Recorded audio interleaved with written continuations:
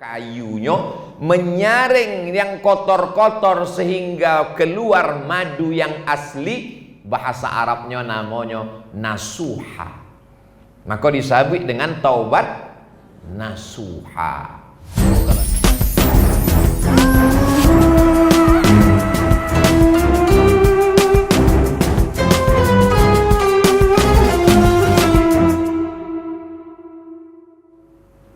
Yang hadir nanti dalam acara tausiah Ustaz Abdul Somad adalah ASN saja.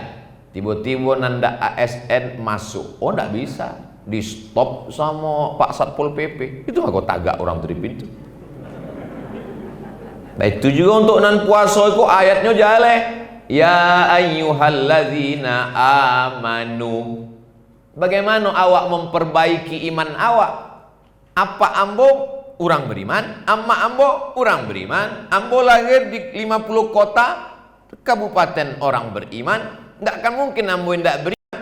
La yazni zani hina yazni wa huwa mu'min. Orang waktu berzina itu imannya keluar. Wala yashrabu syaribu hina yashrabu wa huwa mu'min.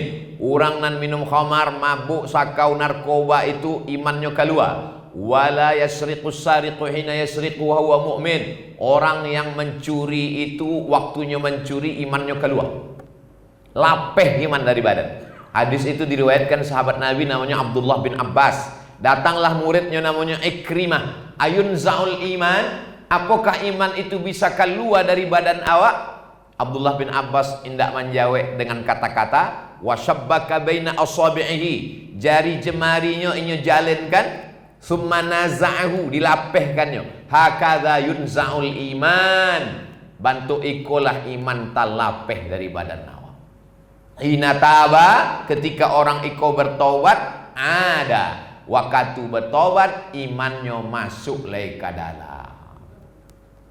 Maka diajarkanlah awak taubat nasuha.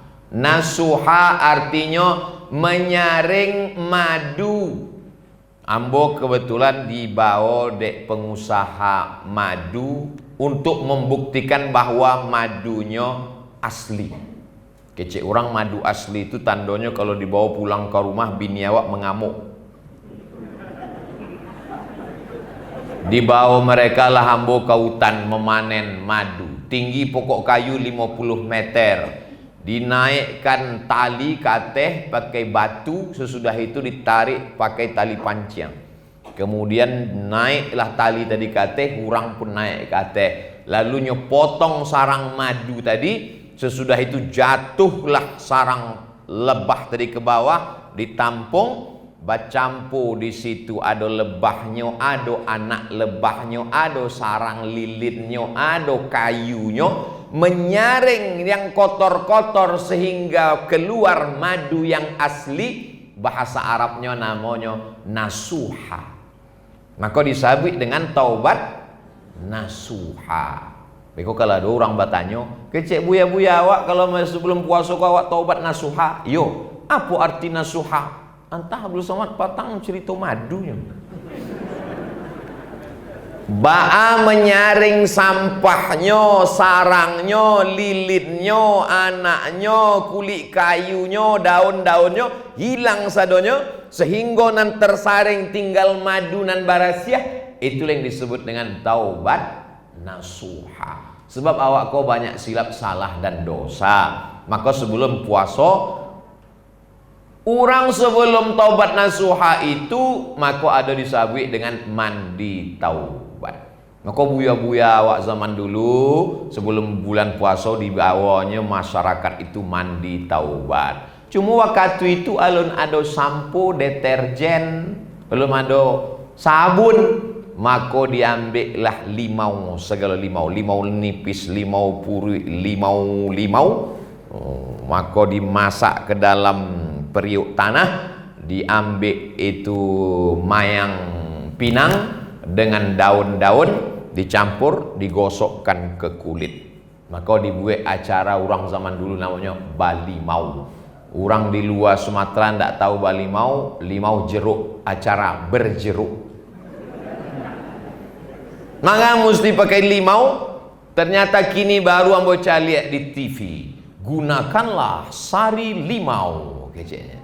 Dia akan menanggalkan segala molekul-molekul yang menggumpal di depan permukaan kulit Anda. Jadi orang kini kok bahasanya lembut, padahal artinya sama, daki. Jadi asal carito mandi Bali mau sebelum bulan puasa itu adalah mandi taubat. Lalu mengapa Majelis Ulama Indonesia Provinsi Sumatera Barat mengharamkan Bali mau? Mandinya tidak salah, limaunya pun tidak salah. Nan salahnya apa? Baduo dia teban. Sebelum mandi itu bonceng-bonceng. Mandinya biasa. Masalahnya mandi pakai keyboard pula. Jadi yang dibuat oleh Majelis Ulama kok sudah tepat, supaya jangan sampai iko menjadi ajang perbuatan maksiat. Yang ingin ambo jalehkan bahwa nenek moyang awak dulu indak salah. Kenapa mereka mesti mandi? Sebab zaman itu ndak ada AC yang menyedot bau orang. Bayangkan kalau orang di sore Ramadan itu indak mandi, AC ndak ada, kipas angin ndak ada, parfum ndak ada, sembayang tarawih beramai-ramai ndak mandi, bau ikan salai lah ruangan itu. Kenapa mesti mandi taubat? Karena orang yang tak bertaubat tak diterima Allah amal ibadahnya. Dan pertama menyesal dalam hati, sesudah menyesal istighfar, kemudian mandi taubat. Tengoklah terkabulnya doa orang yang taubat, langsung air datang. Sesudah mandi taubat, ambo ndak bisa mandi buya. Sebab kecek dokter kalau ambo mandi maninggal. Bapak jangan mandi, kalau kena air mati. Wudhu pun ndak bisa. Tayamum. Setelah itu sholat sunat taubat. Yang perti pakai usolli sunat taubat rakaataini lillahi ta'ala. Muhammadiyah indak pakai usolli, niatnya di dalam hati, Allahu Akbar, indak usah dipertentangkan. Dulu banyak orang membekelahi gara-gara usolli kok. Kecek perti ndak pakai usolli, kecek Muhammadiyah ndak pakai usolli. Alhamdulillah kini ndak ada lagi bercakap, dek sama-sama indak bertobat. Lalu kemudian setelah bersih, berilmu, siap memasuki bulan suci Ramadan, hatinya lapang, pesan Pak Bupati 50 kota saling memaafkan supaya plong. Jangan sampai bulannya suci orangnya kotor. Suci badan, mandi, suci pakaian, suci hati, berilmu, siap memasuki bulan suci Ramadan. Ramadan diambil dari kata ramda. Ramda artinya hujan yang turun ketika terjadi pergantian musim. Kebetulan ambo dengan Bapak Buya Ketua Majelis Ulama Indonesia, beliau Ustadz Asrat Chan angkatan 97 di Kairo, ambo 98. Jadi ambo adik kelas beliau. Itu kalau musim panas, daun-daun kok nggak nampak hijau, sebab ditutupi oleh debu. Kairo Mesir itu debunya, maka gedung-gedung ndak ada dicat-cat ndak ada. Ambo tanya, mana gedung di Mesir kok ndak dicat? Sebab kalau datang debu, sado catnya berubah jadi debu. Awak pun lama-lama macam debu muka awak. Maka daun-daun kau tertutup debu. Tiba-tiba datanglah hujan. Hujannya tidak bentuk sampai awak hujan lebat. Hujan sekali siram, maka hilanglah debu yang menutupi permukaan daun. Bunga warna tanah, daun warna tanah. Begitu datang hujan, bersih. Hujan yang menyirami daun bunga tadi disebut dengan ramda. Ramda artinya hujan yang turun membersihkan debu yang menutup daun. Selama sabaleh bulan eko, mata awak tak tutui debu, talingo awak tak tutui debu, hati awak tak tutui debu, utak awak tak tutui debu, maka datanglah Ramadan membersihkan debu-debu yang ada di hati kita tadi. Eko kalau ditanya di anak-anak awak, mama, apa arti Ramadan itu? Sejak amak ketek memanglah Ramadan itu puasa. Jangan tanya-tanya oleh orang banyak bertanya itu Bani Israel. Ramadan artinya hujan nak. Hujan yang sejenak turun membersihkan debu-debu yang ada di permukaan daun. Kita pun masuk ke dalam bulan suci Ramadan. Malam itu mulailah sholat yang pertama dilaksanakan setelah isya, namanya tarawih. Sesudah 2 rakaat tagak. Assalamualaikum warahmatullahi wabarakatuh. Assalamualaikum warahmatullahi tagak. Allahu Akbar. Tapi sesudah 4 rakaat duduk istirahat. Manga ada duduk istirahat? Sebab tagaknya lama, ayatnya panjang, mengajar khatam Quran dalam sembahyang. Duduk istirahat itu bahasa Arabnya tarwihah. Ampe rakaat tarwihah. Ampe rakaat tarwihah. Ampe rakaat tarwihah. Tarwihah, tarwihah, tarwihah. Kalau 3 ampe kali namanya tarawih. Tarawih artinya sholat yang ada duduk istirahat. Oh, jadi tarawih itu artinya sholat yang ada duduk istirahatnya, Bu ya? Yo. Manga di masjid kami ndak ada duduk istirahat sebab ayatnya inna a'toina. Nabi sholat tarawih sampai hatta tatafattara qadamahu, bengkak kakinya. Baca sampai bengkak kaki, ambo pernah jo kaki sampai bengkak. Waktu naik pesawat dari Jakarta ke Papua. Bayangkan bara lamo Nabi tegak sampai darah turun ke ujung kaki, bengkak. Pada zaman Abu Bakar Siddiq ndak talok sampai kaki bengkak, maka dipersingkat saja. Diangkat imamnya namanya Ubay bin Ka'ab, 1 malam 1 juz. Zaman Nabi SAW 8 rakaat tapi ayatnya panjang.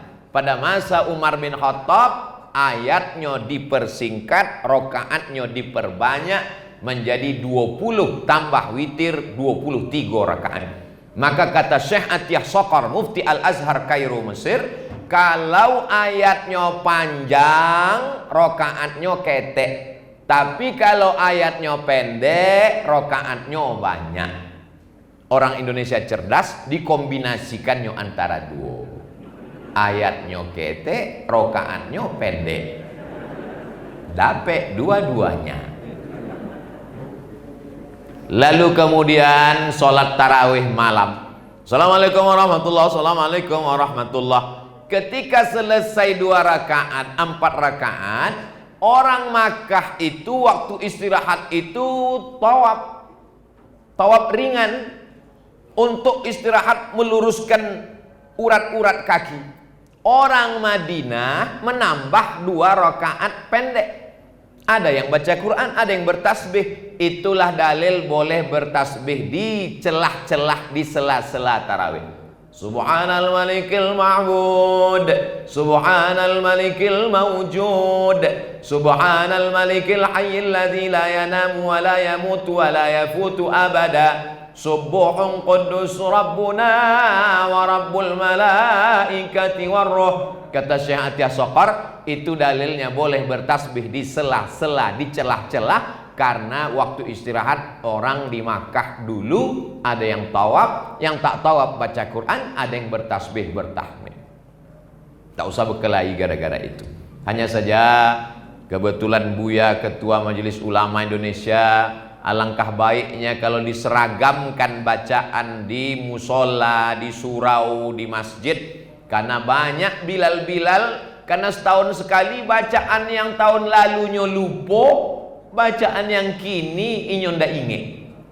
Akhirnya bunyi tasbihnya macam-macam. Ujung-ujungnya aja nanti cabut. Imamnya lambek, makmumnya cabut. Kita perbaiki. Lalu kemudian selesai sholat tarawih, sholat witir. Selesai sholat witir, biasanya tadarus. Tadarus, maka siapkanlah Al-Quran.